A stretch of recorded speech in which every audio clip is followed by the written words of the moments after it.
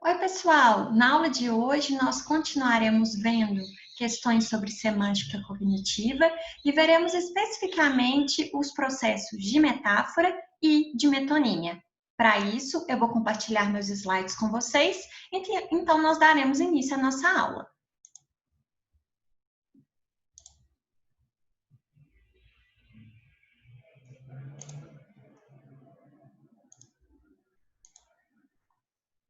Bom, semântica cognitiva, o processo de abstração às metáforas. Para a aula de hoje, vocês lerão o livro Manual de Semântica, das páginas 96 a 107. Farão os exercícios das páginas 105 e 107 e também alguns exercícios que eu enviarei pelo Moodle na página de avisos. Bom, como nós vimos na aula passada, para a semântica cognitiva, o significado dos itens lexicais é estabelecido através dos processos de abstração e de categorização. O processo de categorização está relacionado com a teoria dos protótipos e o processo de abstração está relacionado com a teoria das metáforas. E exemplos de abstração na nossa língua podem ser vistos nas sentenças a seguir. Em nós temos a sentença "a cadeira está atrás da mesa", em que essa preposição atrás, ela indica uma noção física de espaço. E em 2, nós temos a sentença "venha para a frente da sala", em que essa preposição frente significa também uma noção física de espaço. Contudo, em 3, nós temos a sentença "há 100 anos atrás, o mundo era bem diferente. Portanto, podemos esperar que daqui para frente as coisas continuem mudando", onde as preposições atrás e frente, elas deixam de designar a noção mais física, mais básica de espaço e passam a designar a noção um pouco mais abstrata de tempo. Portanto, quando nós utilizamos preposições que são basicamente espaciais, como atrás e frente, para tratar de noções um pouco mais abstratas, como é o tempo, nós estamos fazendo um processo de abstração e este processo de abstração já é considerado uma metáfora em linguística cognitiva, em semântica cognitiva. Outros exemplos de abstração: o ministro foi para São Paulo, em que nós temos a preposição "para" no seu sentido mais básico, mais físico, veiculando essa ideia de movimento, de direção, de deslocamento. Este seria o sentido básico, e este sentido básico pode ser abstraído em outros contextos, como em 5 e 6. O ministro adiou a entrevista para o dia seguinte, em que a preposição "para" passa a expressar a noção mais abstrata de tempo, sendo, portanto, já um processo metafórico. E em 6, o menino elaborou o relatório para mudar a opinião do presidente, em que a preposição "para" já passa a expressar a ideia abstrata de finalidade, o que também é um processo metafórico em relação à preposição "para" mais física, que expressa a ideia de movimento. Bom, nós temos basicamente duas visões a respeito das metáforas. O primeiro tipo de visão é a abordagem clássica, que se iniciou com Aristóteles, é a abordagem tomada pela gramática gerativa, pela gramática tradicional e também pela semântica referencial, a semântica que trabalha com a noção de que o significado é dado pela referência mais o sentido dos itens lexicais. Para esse tipo de teoria, que tem essa abordagem clássica a respeito da metáfora, as metáforas são marginais à linguagem e são utilizadas para dar certos efeitos estilísticos de sentido. E a interpretação da metáfora, ela faz parte, portanto, ela é feita através da forma literal da sentença, que é considerada, dentro da semântica referencial, da semântica formal, uma forma anômala. Desculpe. Bom, o que seria uma sentença anômala? Sentenças anômalas em semântica formal ou em gramática gerativa também são sentenças que elas não são agramaticais, porque a composição sintática das sentenças obedece às regras sintáticas de formação. Então, nós temos, por exemplo, SN, verbo e SN, ou SN, verbo e advérbio, o que é sintaticamente ok, mas são sentenças que apresentam um problema semântico. Este problema semântico decorre devido a violações de restrições selecionais dos itens predicadores. O que são itens predicadores? São itens lexicais que possuem o seu sentido incompleto, o seu sentido insaturado. Os itens predicadores, por natureza, são os verbos e os adjetivos. E aquelas palavras que completam o sentido dos itens predicadores são chamadas de argumentos. Então, vejamos a sentença em 7, que é uma sentença, um exemplo clássico de anomalia dado por Chomsky 57. Ideias verdes incolores dormem furiosamente. Essa sentença não é a gramatical, pois nós temos um SN, ideias verdes incolores, um verbo, dormir, acompanhado de um advérbio. Mas essa sentença ela é estranha do ponto de vista semântico. Por isso, ela é considerada, para a gramática gerativa e para a semântica referencial, uma sentença anômala. Como eu disse, sentenças anômalas decorrem da violação de restrições selecionais que os itens predicadores impõem aos seus argumentos. Essas restrições selecionais são restrições semânticas acerca de propriedades semânticas que os argumentos dos itens predicadores devem conter. Então, os itens predicadores dessa sentença em 7 seriam os adjetivos verdes e incolores e o verbo dormir, porque são itens insaturados, incompletos, que pedem a outros elementos para completar o seu sentido. Se eu digo algo como verde ou algo como incolor, eu tenho que dizer que o que é verde ou o que é incolor. E se eu digo o verbo dormir, quem dorme neste caso? Bom, os adjetivos verdes e incolores, eles pedem um argumento que seja mais concreto, porque nós só conseguimos determinar a cor ou a ausência de cor em algo quando este algo é concreto. E neste caso, a palavra ideia é algo abstrato e viola, portanto, a restrição selecional imposta pelos itens predicadores verdes e incolores. E o verbo dormir pede algo mais animado, como um ser humano ou um animal, e a palavra ideias verdes incolores, não é? Este sintagma nominal viola esta restrição de ser uma entidade mais animada. Portanto, a sentença em 7 é uma sentença anômala, mas ela pode ser interpretada metaforicamente. Quando nós pensamos, por exemplo, na pragmática, em que existe o princípio de cooperação proposto pelo autor que chama Grice, esse princípio parte do pressuposto, né, de que nós, seres humanos, o nosso objetivo principal é comunicar. Então, nós não vamos falar sentenças que não tenham nenhuma relevância, que não tenham nenhum sentido. Então, até mesmo a partir deste princípio de cooperação, nós conseguimos atribuir uma certa significação para essa sentença anômala em 7, e o mesmo tipo de raciocínio também é feito para a sentença em 8. Maria é um doce, nós temos aqui, portanto, esse predicado, né? Ser um doce, que é considerado um predicado, um item insaturado, e que pede algo do tipo mais concreto e provavelmente menos humano, para ter o seu sentido completo. Contudo, Maria é mais humano, pessoas não podem ser doces, com o sentido de ter o gosto doce, portanto, isso seria uma sentença anômala, porém interpretada num nível metafórico, num nível mais pragmático, a partir do princípio da cooperação. Essa seria a abordagem clássica das metáforas. E existe a abordagem romântica, que surgiu lá com a corrente literária do romantismo, no século XVIII e XIX, que diz que a metáfora está totalmente integrada à nossa linguagem, não havendo diferença entre a linguagem literal e a linguagem metafórica, ou a linguagem poética, a linguagem figurada. Contudo, a semântica cognitiva, ela adota uma posição semelhante a essa abordagem romântica da metáfora, mas ela afirma que nem tudo é metafórico. Existem sentenças que têm um sentido mais básico, que não é esse sentido de abstração, esse sentido mais abstrato.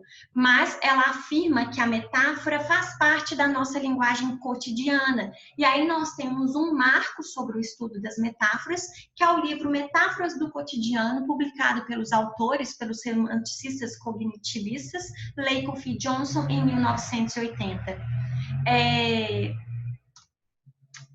Exemplos, portanto, de metáfora, além dos exemplos das preposições que nós já vimos em semântica cognitiva, antes disso, né? Então, em semântica cognitiva, as metáforas deixam de ser apenas sentenças do tipo ideias verdes incolores dormem furiosamente, a Maria é um doce, ou seja, sentenças que seriam consideradas basicamente anômalas, mas passam a ser qualquer processo de abstração que nós fazemos acerca dos itens lexicais.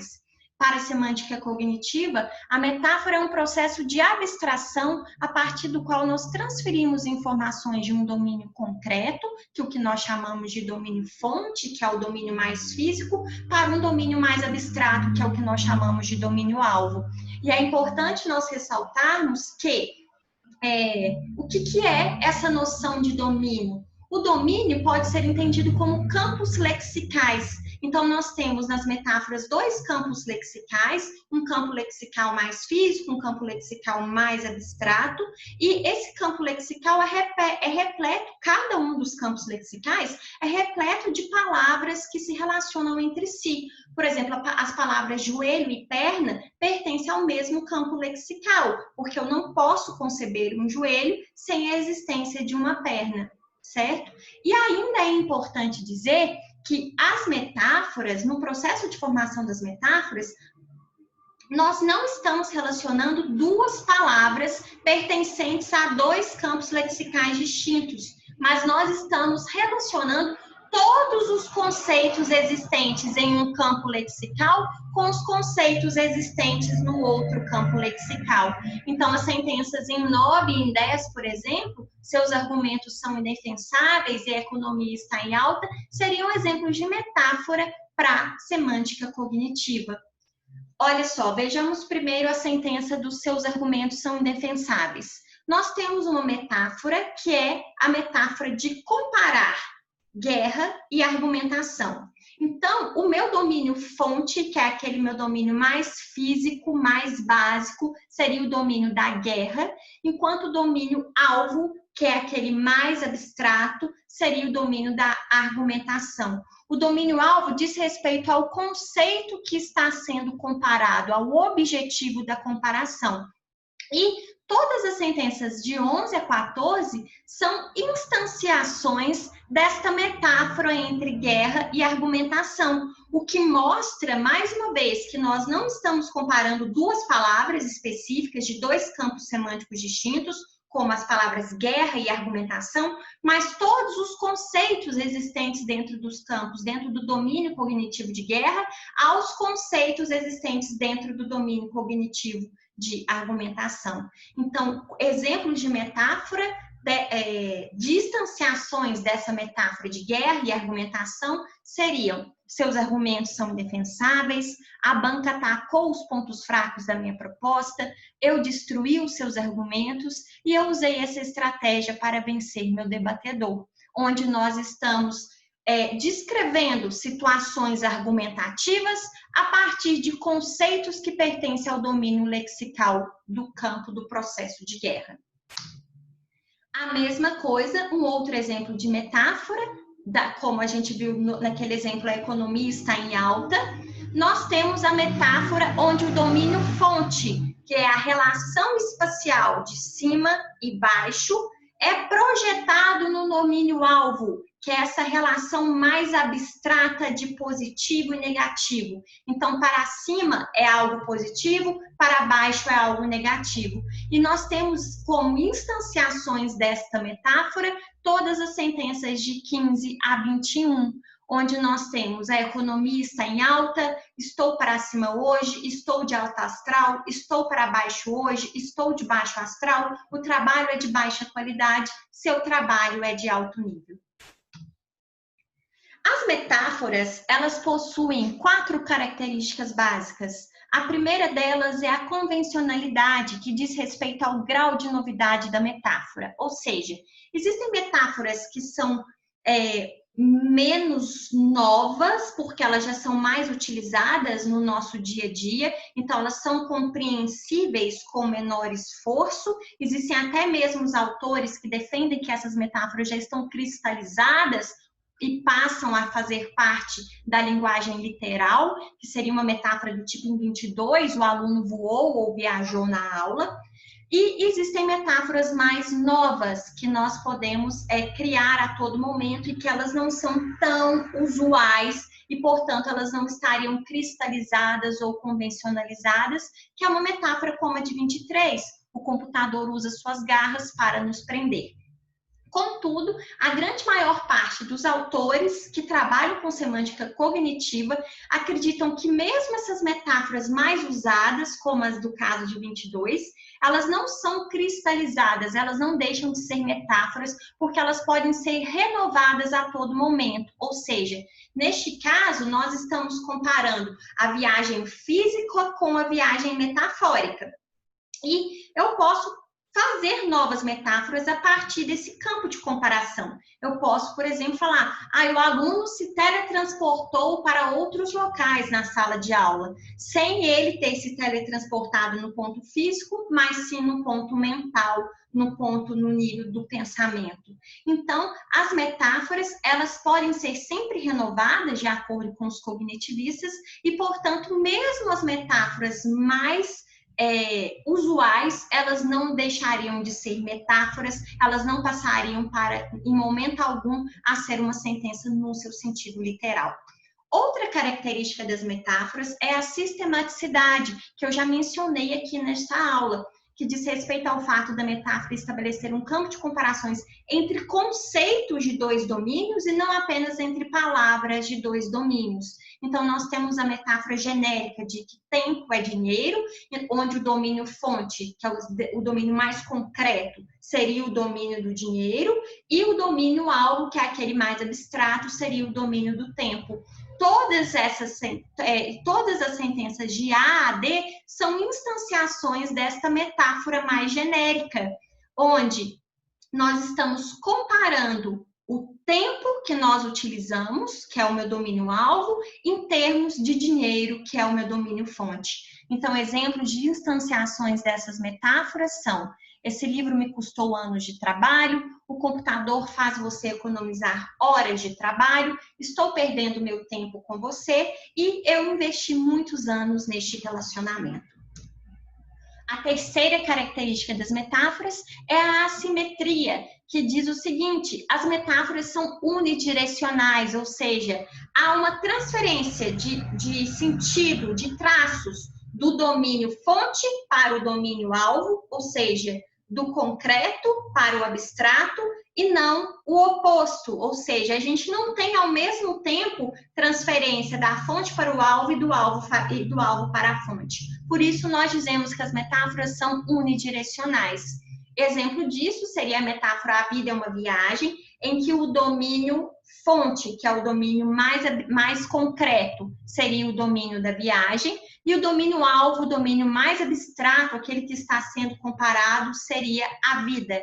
Então, nós temos sentenças do tipo: o bebê chega mês que vem, ou sentenças do tipo: ele se foi, em que ações da vida, certo? Como nascer e morrer, estão sendo descritas em termos típicos de viagem, como, por exemplo, chegar e ir, né? No caso do ele se foi. Mas nós não fazemos o contrário, nós não descrevemos elementos típicos da viagem em termos de vida, como é o caso da sentença em C, nosso voo nasceu. Ou seja, a descrição é sempre o mais abstrato, que é a vida, sendo comparado a partir de elementos da viagem. O contrário, que é o mais concreto, que é a viagem, sendo comparado a partir de elementos da vida, isso não acontece. Isso porque as metáforas são unidirecionais. a transferência do concreto para o abstrato e não vice-versa, nunca ao mesmo tempo. A outra característica das metáforas é a abstração, que se relaciona muito à assimetria. A abstração diz que, na grande maioria das vezes, há a transferência do domínio mais concreto para o domínio mais abstrato. É claro que, como tudo na vida, há exceções. O que nós conhecemos como personificação são possíveis exceções para esse processo de abstração, porque na personificação parece que nós temos a relação inversa de que o domínio fonte é o mais abstrato, enquanto o domínio alvo, aquele que está sendo descrito, é o mais concreto. Como assim? Nós temos a sentença em 26, a morte veio visitar o doente, em que nós temos uma comparação da morte com uma visita, certo? Então, e nós estamos tratando a morte enquanto uma entidade, um ser, um indivíduo que realiza esta visita. Então, nós temos de um lado um indivíduo e do outro lado nós temos a visita. Obviamente, um ser, um indivíduo, ele é mais físico do que uma ação, que seria a ação de visitar. Então, portanto, nós estamos descrevendo este ser mais físico a partir de uma ação mais abstrata, que é a ação da visita. A mesma coisa em 27. O acontecimento devorou a sanidade do João. Nós temos o acontecimento, que seria um evento, mas nós estamos dando uma característica mais de seres animados para este acontecimento, que é de devorar algo. Então, nós estamos comparando essa humanização do acontecimento a partir...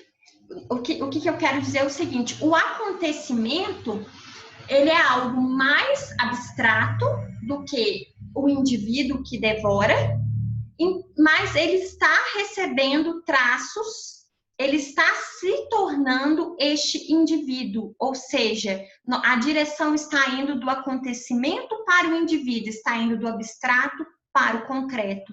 E então, portanto, este tipo de análise da personificação pode ser um contra-exemplo para estes casos que falam que, na grande maioria das vezes, o processo metafórico é da abstração, do mais concreto para o mais abstrato. Mas na personificação parece que é o contrário, que nós estamos indo do mais abstrato para o mais concreto, ou seja, nós estamos tratando ações em termos de pessoas.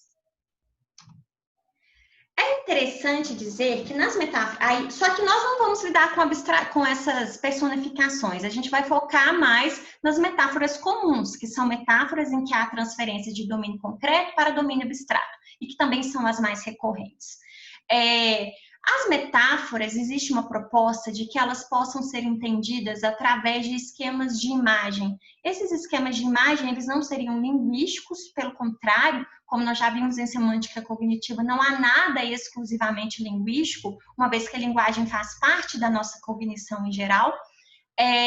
Esses seriam sistemas imagéticos básicos do nosso pensamento, que estão bem na base da nossa cognição e que serviriam também para a gente interpretar as sentenças metafóricas. Existem pelo menos 2 esquemas de imagem. O primeiro deles é o esquema de recipiente, que pode ser representado a partir desta figura, em que nós temos um círculo representando o recipiente, representando um lugar de armazenamento, e o X representando aquilo que está contido dentro desse determinado recipiente. Os recipientes, eles são disjuntivos, isso quer dizer que os elementos podem estar dentro ou fora do recipiente, neste caso o X está dentro do recipiente, mas ele poderia estar fora, e os recipientes são transitivos, o que quer dizer que os recipientes carregam em si uma ideia de continência. Se eu tivesse um outro círculo dentro desse círculo maior e o X estivesse dentro desse círculo que está dentro do círculo maior, eu teria, portanto, 2 círculos, e se x está dentro do círculo menor, automaticamente ele está dentro do círculo maior, porque o maior contém o menor. Então, quando nós dizemos que os recipientes são transitivos, é que eles contêm essa ideia de continência, de inclusão. Metáforas, as metáforas que nós compreendemos através do esquema de recipientes é a metáfora do campo visual, por exemplo, quando nós dizemos ele está fora de vista, ou isso está dentro da minha visão, ou isso pertence à minha visão, nós estamos utilizando estes elementos básicos dessa relação de dentro e fora nos recipientes para descrever perspectivas humanas.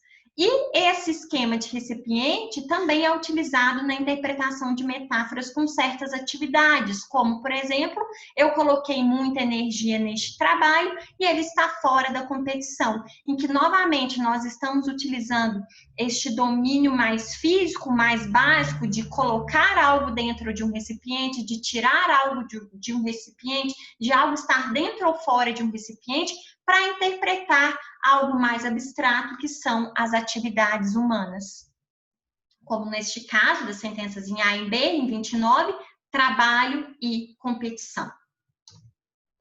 O outro esquema imagético existente é o que nós chamamos de esquema de trajetória, que pode ser representado pela seguinte figura. Nós temos um ponto A e um ponto B. Esses pontos são ligados por uma série de pontos menores, e nós temos, menores não, né? Por uma série de pontos equivalentes, os quais eu não nomeei aqui, e que nós podemos ter uma trajetória onde um indivíduo percorre de A para B. Neste esquema, nós podemos dizer que passar dessa trajetória de A para B implica passar por todos esses pontos que ligam A e B, e há uma associação natural da trajetória com o tempo. Quanto maior a trajetória, maior o tempo nós gastaremos para percorrê-la. Por isso, as metáforas típicas que são interpretadas a partir desse esquema de trajetória é a metáfora de tempo e espaço, como nós vimos, quando as preposições que indicam basicamente espaço físico passam a indicar tempo, como em 100 anos atrás tudo era diferente, em que a preposição atrás, ela basicamente indica espaço, como a cadeira está atrás da mesa, mas aqui neste caso ela está indicando tempo, e daqui para frente tudo vai ser diferente, onde as preposições daqui e frente, elas indicam tempo, neste caso, né? O próprio daqui também está indicando tempo, embora no sentido mais físico, no sentido mais básico, elas indiquem espaço. E outra instanciação, outra metáfora que pode ser interpretada a partir deste esquema de trajetória, seria a metáfora do trajetória é meta, é objetivo de vida, em que nós temos, ele está escrevendo a tese, está quase lá, como se escrever a tese fosse uma trajetória a ser percorrida e chegar a um ponto final, e a sentença para começar a sua pesquisa, este é o ponto de partida, em que também a pesquisa é interpretada como uma trajetória a ser percorrida, onde existe um ponto para o seu início.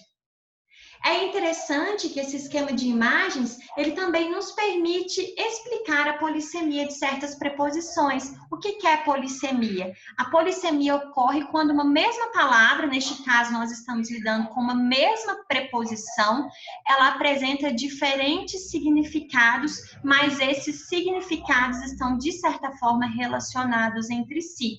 Certo? Isso diferencia um pouco da homonímia, que é no caso de palavras do tipo manga, em que nós temos a mesma palavra com significados distintos, porém esses significados são totalmente distintos entre si, não estão relacionados. Então, a manga de camisa não tem nada a ver com a manga fruta. Isto é homonímia. A polissemia é quando os significados são relacionados entre si. Então, a preposição em, ela é uma preposição polissêmica, porque ela pode apresentar nuances de significado entre si, dependendo do seu contexto de uso, mas esses significados estão interligados de uma certa forma e eles podem ser interpretados, explicados a partir do esquema imagético de recipiente. Nós temos, por exemplo, a sentença a água no vaso, em que nós interpretamos a água como dentro do recipiente vaso. O pássaro a sentença não, me desculpe, né? O sintagma nominal. Nós temos o pássaro na árvore, em que nós interpretamos o pássaro como algo no limite, na borda do recipiente. E temos a sentença, o pássaro voando no campo, em que o pássaro ele está fora, acima deste recipiente, porque aqui tem o campo e o pássaro está sobrevoando o campo. No esquema de trajetória, que é passar de A para B, nós já vimos que as metáforas clássicas são aquelas que tratam de tempo a partir de preposições que são basicamente de espaço, preposições espaciais. Como em João foi para São Paulo, essa seria a forma não metafórica, a forma mais básica da preposição para, mas essa preposição pode ser utilizada de forma metafórica, como em João adiou a reunião para o dia seguinte, em que esse para já está veiculando a ideia de tempo. Para terminar, vejamos um pouquinho a respeito da metonímia.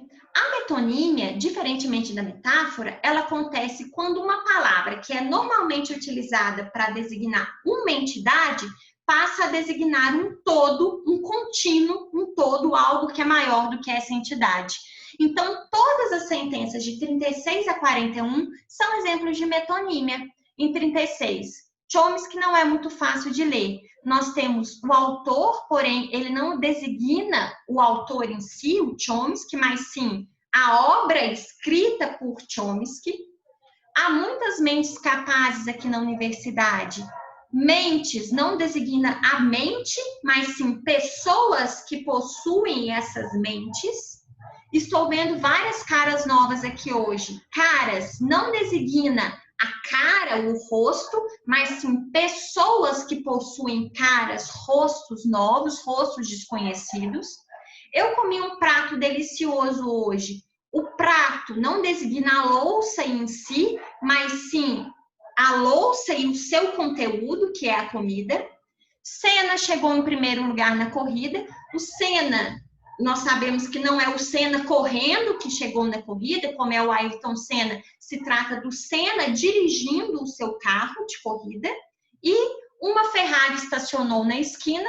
Nós sabemos que a Ferrari não estaciona sozinha, então não se trata do carro, mas do carro e do seu condutor. Então, a metonímia é quando nós dizemos uma parte, mas querendo designar o todo.